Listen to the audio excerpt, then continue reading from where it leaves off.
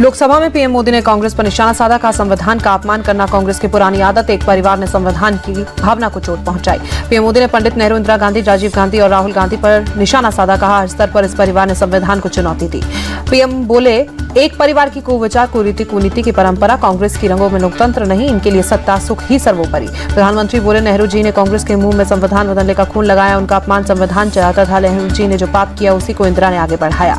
प्रधानमंत्री मोदी ने कहा अपनी कुर्सी बचाने के लिए इंदिरा गांधी ने देश पर इमरजेंसी थोपी, आपातकाल में संविधान को नोचा, कांग्रेस का ये पाप कभी धुलने लायक नहीं। राजीव गांधी ने मोदी को निशाने पर आए संविधान पर चर्चा में कहा राजीव जी ने शाह बानो को इंसाफ नहीं दिलाया, कट्टरपंथियों की मदद के लिए सुप्रीम कोर्ट का फैसला बदला। पीएम मोदी ने राहुल गांधी को अहंकारी बताया, कहा एक अहंकारी शख्स ने अपनी ही सरकार की कैबिनेट का अध्यादेश फाड़ा। लोकसभा में प्रधानमंत्री बोले हमने भी संविधान में संशोधन किए, लेकिन हमारा संशोधन महिलाओं के हक के लिए, गरीबों के आरक्षण के लिए और देश की एकता के लिए। प्रधानमंत्री ने यूसीसी का भी जिक्र किया, बोले संविधान सभा में यूसीसी पर चर्चा हुई थी, बाबा साहेब यूसीसी लाना चाहते थे, वो पर्सनल लॉ बोर्ड खत्म करने के पक्ष में थे। कांग्रेस के जुमला शब्द के इस्तेमाल पर प्रधानमंत्री ने चेक किया, बोले पिछले 4 दशक से कांग्रेस का गरीबी हटाओ नारा सबसे बड़ा जुमला है, हम गरीबी के लिए काम करते हैं, तो ये मजाक उड़ाते हैं। प्रधानमंत्री ने एक वोट से अटल सरकार गिरने की घटना का भी जिक्र किया, बोले अटल जी चाहते तो सौदेबाजी कर सरकार बचा सकते थे, लेकिन उन्होंने ऐसा नहीं किया। प्रधानमंत्री मोदी ने फिर युवाओं से राजनीति में आने की अपील की, बोले देश को नई ऊर्जा की जरूरत, परिवारवादी और वंशवादी राजनीति से मुक्ति जरूरी। प्रधानमंत्री मोदी ने विकसित भारत का संकल्प दोहराया, बोले 2047 तक विकसित भारत बनाकर रहेंगे, ये अकेले मोदी का नहीं 140 करोड़ देशवासियों का संकल्प। प्रधानमंत्री बोले आज बहुत तेज रफ्तार से तरक्की के रास्ते पर देश चल रहा है, बहुत जल्दी भारत दुनिया की तीसरी सबसे बड़ी अर्थव्यवस्था बनेगा। प्रियंका गांधी ने पीएम मोदी से भाषण को उबाऊ बताया, कहा पीएम ने अडानी पर कुछ नहीं बोला, पीएम मोदी के 11 संकल्प खोखले। सपा चीफ अखिलेश यादव बोले पीएम ने बहुत लंबा भाषण दिया, आज उनके 11 जुमलों का संकल्प सुनने को मिला।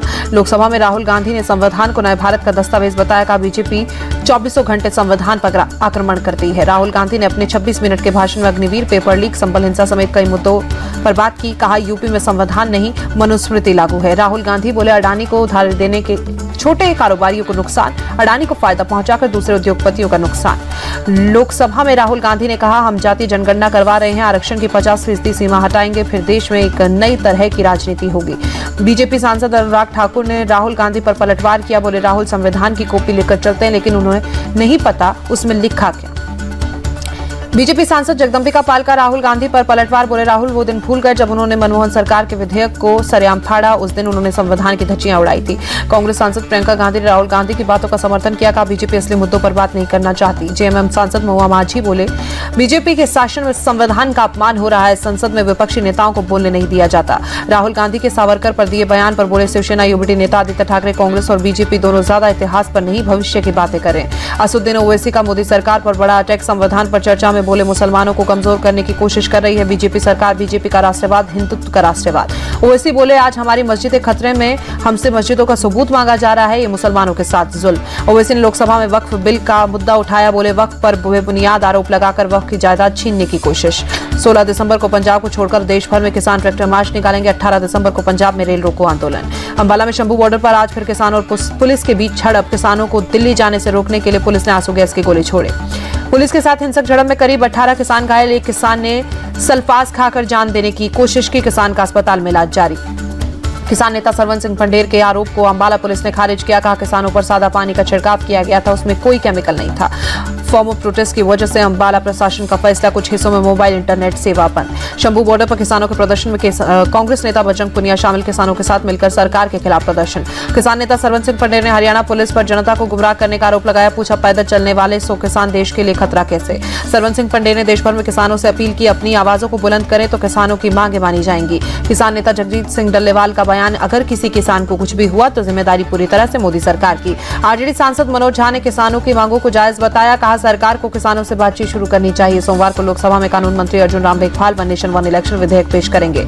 सूत्रों के मुताबिक बिल को चर्चा के लिए जेपीसी में भेजा जाएगा। एक देश एक चुनाव पर कोविन कमेटी में मार्च 2024 में सरकार को रिपोर्ट सौंपी थी। वन नेशन वन इलेक्शन का कांग्रेस, टीएमके समेत कई पार्टियों ने विरोध किया। कांग्रेस नेता कार्ति चिदंबरम ने जानकारी दी। केंद्रीय मंत्री गिरिराज सिंह ने वन नेशन वन इलेक्शन को देश हित में बताया, कहा यह संघीय ढांचे को कमजोर नहीं और मजबूत करेगा। केंद्रीय मंत्री चिराग पासवान बोले अगर अलग अलग चुनाव होने से देश का विकास बाधित होता है और वित्तीय बोझ भी बढ़ता है। वन नेशन वन इलेक्शन पर सपा चीफ अखिलेश यादव बोले इतनी ही जल्दी है तो पीएम सरकार भंग करे और पूरे देश में एक साथ चुनाव करवाएं।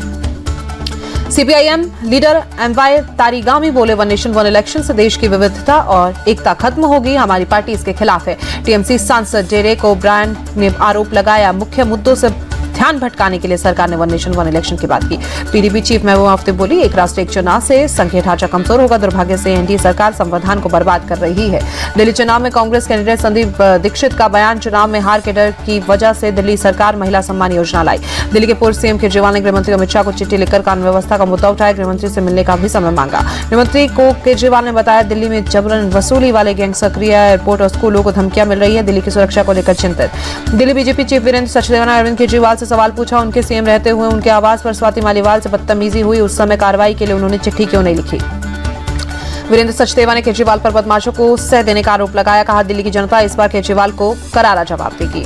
वीरेंद्र सचदेवा का आम आदमी पार्टी पर आरोप, चुनाव की वजह से सीएम महिला सम्मान योजना लाई गई। शिवसेना यूबीटी नेता संजय राउत का बयान, महाराष्ट्र में नई सरकार को बने 1 महीना हो गया, लेकिन किसके पास कौन सा विभाग अब तक ये पता नहीं। संजय राउत बोले, पूरे महाराष्ट्र में अराजकता फैली है, हर दिन हत्या और रेप केस सामने आ रहे हैं, सीएम फडणवीस खामोश हैं। महाराष्ट्र कांग्रेस प्रभारी रमेश चेन्नीथला ने विधायकों और चुनाव हारने वाले उम्मीदवारों की बैठक बुलाई, नागपुर में 17 दिसंबर को मीटिंग। महाराष्ट्र कांग्रेस चीफ नाना पटोले ने स्पष्ट किया, उन्होंने अपने पद से इस्तीफा नहीं दिया। बिहार के सहरसा में जदयू का जिला स्तरीय कार्यक्रम सम्मेलन आयोजित, नेता गुलाम रसूल बालियावी बोले, सीएम नीतीश हर जाति और धर्म के लोगों का ख्याल रखते हैं। बिहार के दरभंगा में आरजेडी नेता तेजस्वी यादव ने प्रेस कॉन्फ्रेंस की, कहा अगर बिहार में हमारी सरकार बनती है तो हम माई बहन मान योजना शुरू कर देंगे, आर्थिक रूप से कमजोर महिलाओं को 2500 रुपए हर महीना देंगे। तेजस्वी यादव बोले, कार्यकर्ताओं से बात करके पता चल रहा है बिहार में बेरोजगारी, गरीबी और महंगाई सबसे बड़ी समस्या। जम्मू कश्मीर में सुरक्षा व्यवस्था को लेकर 19 दिसंबर को दिल्ली में गृहमंत्री अमित शाह की बैठक, उपराज्यपाल मनोज सिन्हा शामिल। बीजेपी के वरिष्ठ नेता लालकृष्ण आडवाणी की तबियत बिगड़ी, आडवाणी को अपोलो हॉस्पिटल में भर्ती कराया गया, न्यूरोलॉजी विभाग में चल रहा है इलाज। अगले साल 13 जनवरी से 26 फरवरी तक प्रयागराज में महाकुंभ आयोजित, सन्यासी परंपरा के सबसे बड़े अखाड़े जूना अखाड़े का जुलूस प्रयागराज पहुंचा। अतुल सुभाष सुसाइड केस में आरोपी पत्नी निकिता संघानिया ने इलाहाबाद हाईकोर्ट से याचिका दायर की, गिरफ्तारी से बचने के लिए अग्रिम जमानत की अर्जी दी। अतुल सुभाष केस में जौनपुर में सेव इंडियन फैमिली फाउंडेशन ने लोगों ने प्रोटेस्ट किया, मामले में न्याय की मांग। संभल में अवैध अतिक्रमण पर प्रशासन की तरफ से बुलडोजर चला, जांच के दौरान 40 साल से बंद पड़ा मंदिर खुला, पुलिस सुरक्षा के बीच खोला गया मंदिर। मंदिर को ढकने के लिए बनाई गई दीवार को तोड़ा गया, मंदिर की निगरानी के लिए मंदिर में चारों ओर सीसीटीवी कैमरे लगाए गए। संभल में एडिशनल एसपी बोले, कुछ लोगों ने अतिक्रमण कर मंदिर पर मकान बनाया, जांच में खुलासा, अतिक्रमण करने वालों पर कार्रवाई। संभल के एसडीएम वंदना मिश्रा ने मंदिर में जाकर हनुमान जी के और शिव जी के दर्शन कर आम लोगों ने भी पूजा अर्चना की। संभल में बिजली चोरी के खिलाफ एक्शन लिया गया, डीएमएसपी की मौजूदगी मस्जिदों और घरों में छापेमारी। पुलिस ने 300 घरों में चोरी की बिजली सप्लाई का मामला दर्ज किया, वसूली कर नुकसान की भरपाई कर रही है पुलिस। संभल हिंसा को लेकर लोकसभा में संभल सांसद जी और रहमान वर्ग बोले, हमारे साथ जाति की जा रही है, संभल के गुनहगारों को सजा मिलनी चाहिए। बिहार में 2016 के बाद अब तक उद्योग लगाने के लिए 3800 से अधिक प्रस्ताव मिले, 3100 प्रस्तावों को पहले चरण की मंजूरी दी गई, बिहार के मुख्य सचिव ने जानकारी दी। कोलकाता में कांग्रेस कार्यकर्ताओं ने प्रोटेस्ट किया, तारापुर स्टेशन के पूर्व इंचार्ज और आरजीकर मेडिकल कॉलेज के पूर्व प्रिंसिपल को जमानत देने का विरोध। आरजीकर अस्पताल की घटना में मारी गई डॉक्टर के पिता बोले, अगर लगातार प्रदर्शन जारी रहता है तो सीबीआई काम करती है और चार्जशीट दाखिल करती है। चंडीगढ़ में कांग्रेस कार्यकर्ताओं ने केंद्र सरकार के खिलाफ प्रदर्शन किया, बिजली विभाग का प्राइवेटाइजेशन करने पर आरोप। अगले साल से देश के हर कोने में कश्मीर घाटी तक ट्रेनें पहुंचेगी, जम्मू कटरा उधमपुर श्रीनगर बारामूला रेलवे लिंक के तहत 3.2 किलोमीटर की लंबाई वाला टनल T33 भी अब बनकर तैयार। दिल्ली पुलिस ने 6 महीने से फरार अपराधी को गुजरात से पकड़ा, दिल्ली के अलग अलग थानों में अपराधी पर 13 केस दर्ज। दिल्ली के डीपीएसआर के पुरम समेत कई स्कूलों को ईमेल फिर से आया, आज फिर बम से उड़ाने की धमकी। नोएडा पुलिस ने हनी ट्रैप गैंग का भांडाफोड़ किया, मुकदमे में फंसाने के नाम पर लोगों से पैसे हटते थे, पुलिस ने गिरोह के मास्टरमाइंड सहित 5 लोगों को गिरफ्तार किया। नोएडा सेक्टर 39 में क्रेडिट कार्ड को लेकर फ्रॉड करने वाले 6 लोग गिरफ्तार, 28 मोबाइल, सोने चांदी के सिक्के समेत गाड़ी और एक स्कूटी बरामद। लोगों को क्रेडिट कार्ड लिमिट बढ़ाने का ऑफर देते थे गैंग के मेंबर, पुलिस ने विभिन्न धाराओं में मामला दर्ज, जांच शुरू की। यूपी के झांसी जिला कारागार में जेलर को बदमाशों ने बुरी तरह से पीटा, कार से खींचकर लाठी डंडों से पीटा, उनकी कार में ड्राइवर ने रोका तो बदमाशों ने उसे भी पीटा। पिटाई से जेलर कस्तूरी लाल गुप्ता की बॉडी में कई जगह फ्रैक्चर, वो ट्रेनिंग के लिए हैदराबाद जा रहे थे। बेंगलुरु में 33 वर्षीय हेड कांस्टेबल तमन्ना अलुगुरु ने आत्महत्या की, रेलवे ट्रैक पर शव मिला, सुसाइड नोट में कांस्टेबल ने पत्नी और ससुर को अपनी मौत का जिम्मेदार ठहराया। कोलकाता के गोल्फ ग्रीन इलाके में एक तालाब से मृत महिला की 2 बॉडी पार्ट्स बरामद किए गए। कल सिर मिला था आरोपी अतीकुर रहमान को पुलिस ने गिरफ्तार किया। संसद परिसर में प्रियंका गांधी समेत केरल के विपक्षी सांसदों ने प्रदर्शन किया, वायनाड के लिए राहत पैकेज की मांग की गई। तमिलनाडु के थूथुकुडी में भारी बारिश से कई जगहों पर जल जमाव, कई जगह गाड़ियों की रफ्तार धीमी।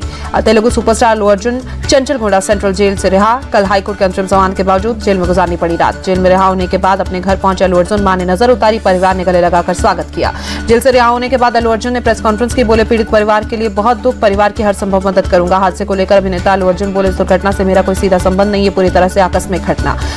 ब्रिस्बेन टेस्ट के पहले दिन बारिश की वजह से समय से पहले खेल खत्म। भारत ने टॉस जीतकर गेंदबाजी चुनी। ऑस्ट्रेलिया ने पहले दिन बिना विकेट के खोए 28 रन। उस्मान ख्वाजा 19 रन बनाकर और नाथन मैक्सवेनी 33 गेंद पर 4 रन बनाकर क्रीज पर मौजूद। टीम इंडिया की प्लेइंग 11 में आकाशदीप और रविंद्र जडेजा को मौका मिला।